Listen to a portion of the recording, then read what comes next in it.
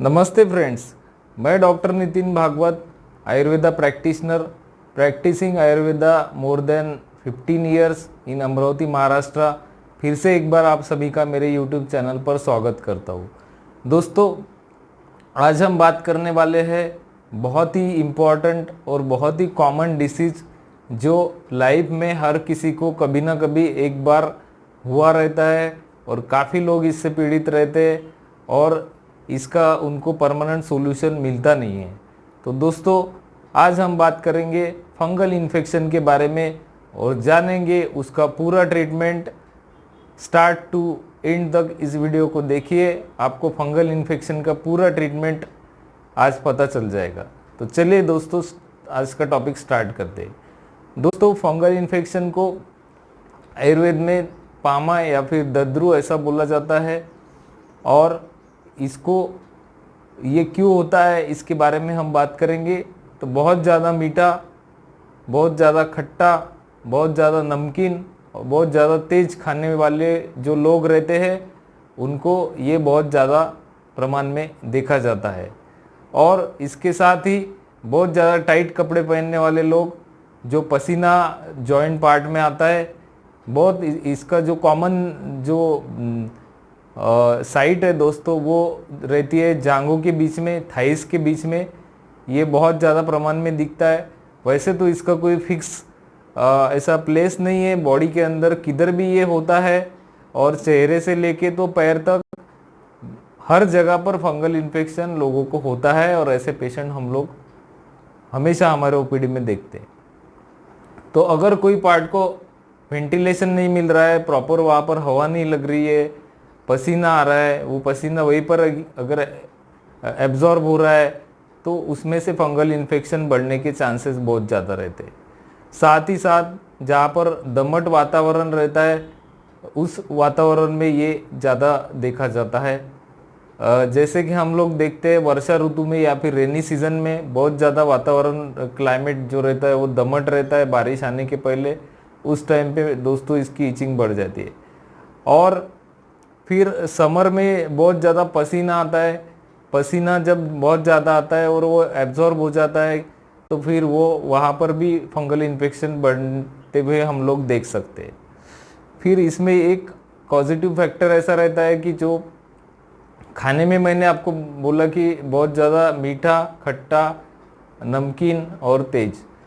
फिर स्ट्रेस अगर ज़्यादा है तो उससे भी ये प्रॉब्लम बढ़ता है, ऐसा हम देखते हैं। जिन लोगों को बहुत ज़्यादा स्ट्रेस है उनको फंगल इन्फेक्शन बहुत तेज़ी से बढ़ता है।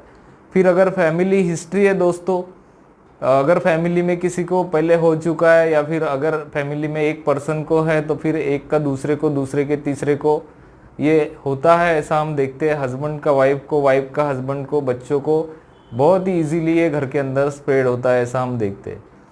फिर इसमें सबसे इम्पोर्टेंट जो कारण बताया है जो हम प्रैक्टिकली देखते हैं कि जिसमें accumulation of metabolic wastage in the body.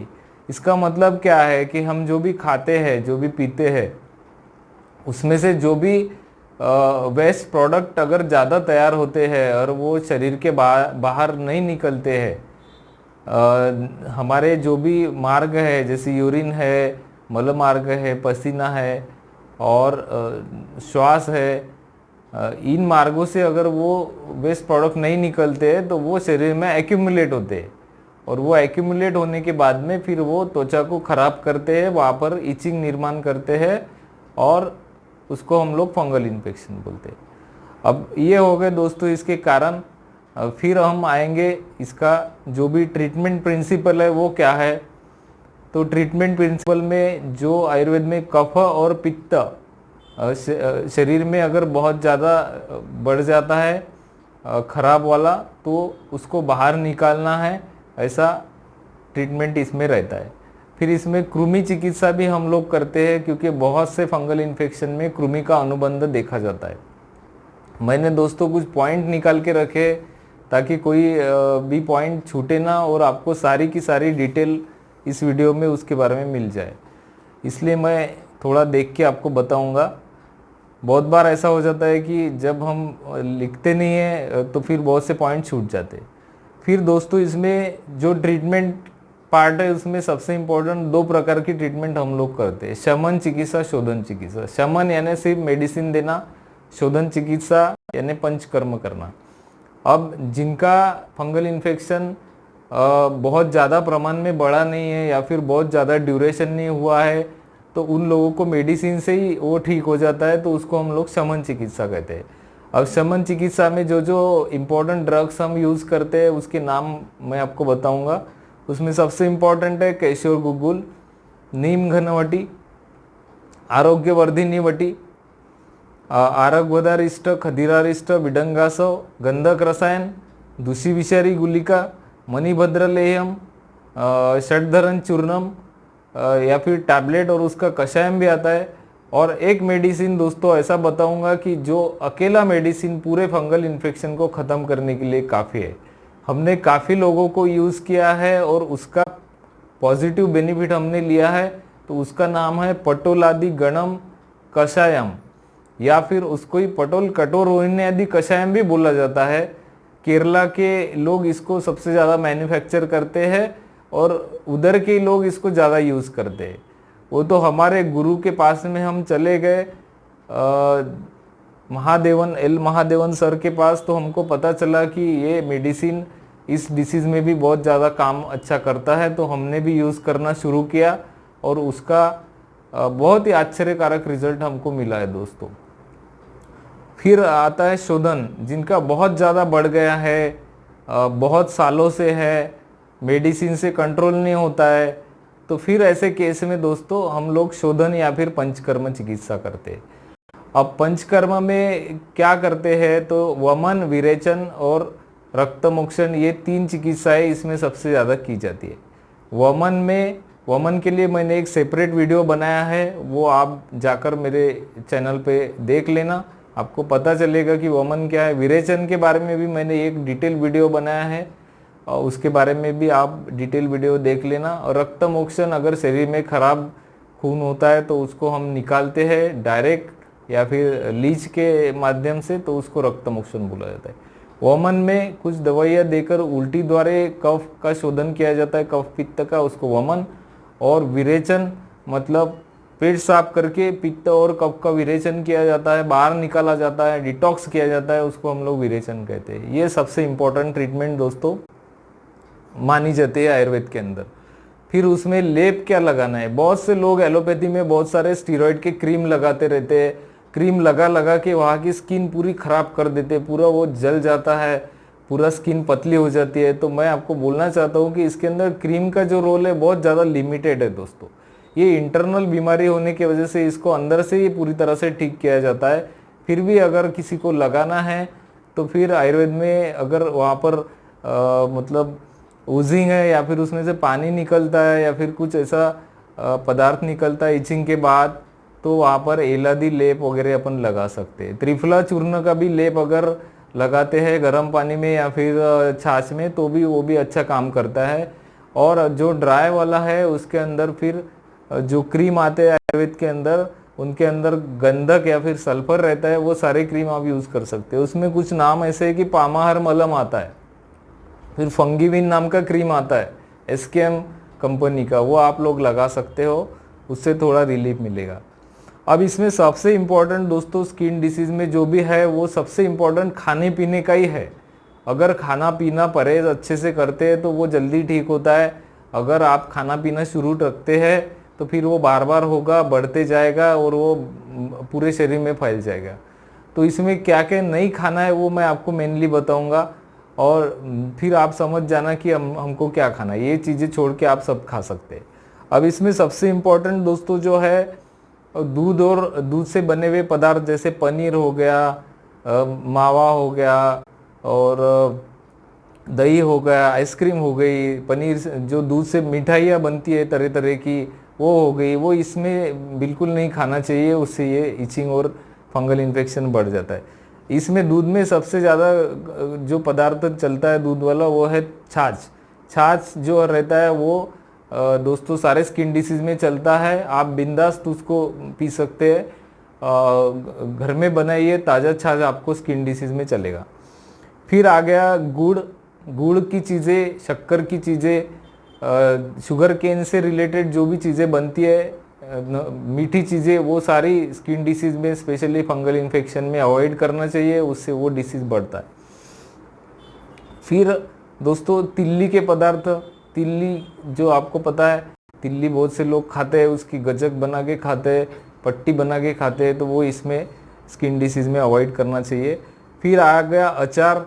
अचार तरह तरह के हम लोग बनाते हैं, लेकिन उसमें बनाते वक्त दोस्तों बहुत ज़्यादा नमक डाला जाता है, तो वो नमकीन और खट्टा बन जाता है, और नमकीन चीज़ों से इसमें इचिंग बढ़ जाता है, डिसीज़ भी बढ़ जाता है, तो उसको थोड़ा अवॉइड करना है।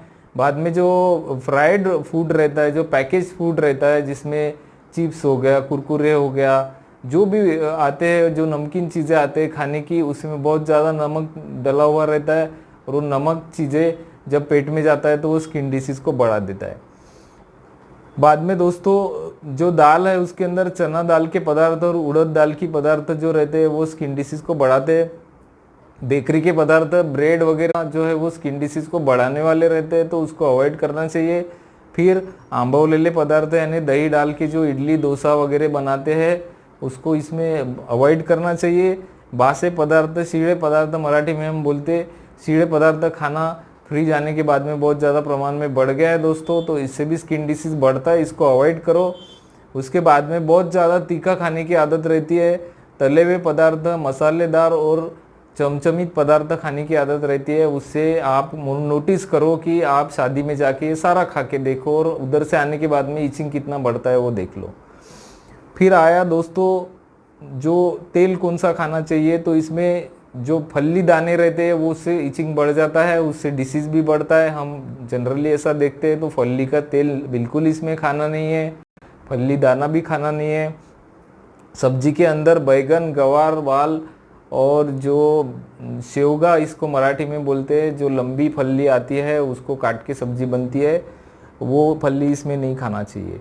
सरसों का तेल इसमें खाना अच्छा बोला गया है, तो उसको हम लोग खा सकते हैं।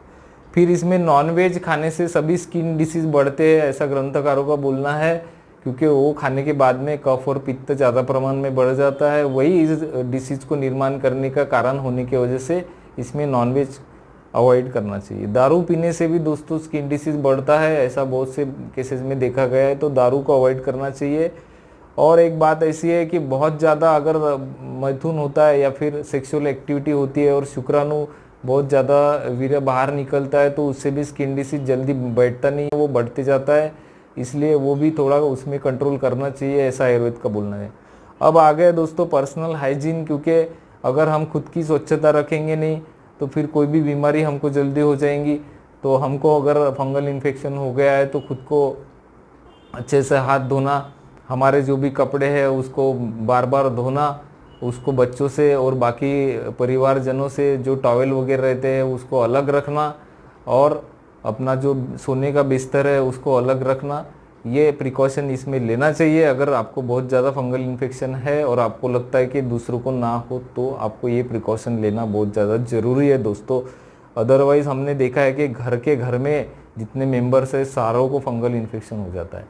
तो आई होप दोस्तों आज का टॉपिक आपको फंगल इन्फेक्शन का पूरी तरह से समझ गया है। आपके जो भी दोस्त, मित्र, परिवारजनों को फंगल इन्फेक्शन होगा, उससे वो त्रस्त होंगे, तो उनके साथ में ये वीडियो ज़्यादा से ज़्यादा शेयर करो। आपको वीडियो अच्छा लगा तो इसको लाइक करना, कमेंट करो, और फिर एक नए टॉपिक के साथ में मिलेंगे। तब तक के लिए नमस्ते, जय।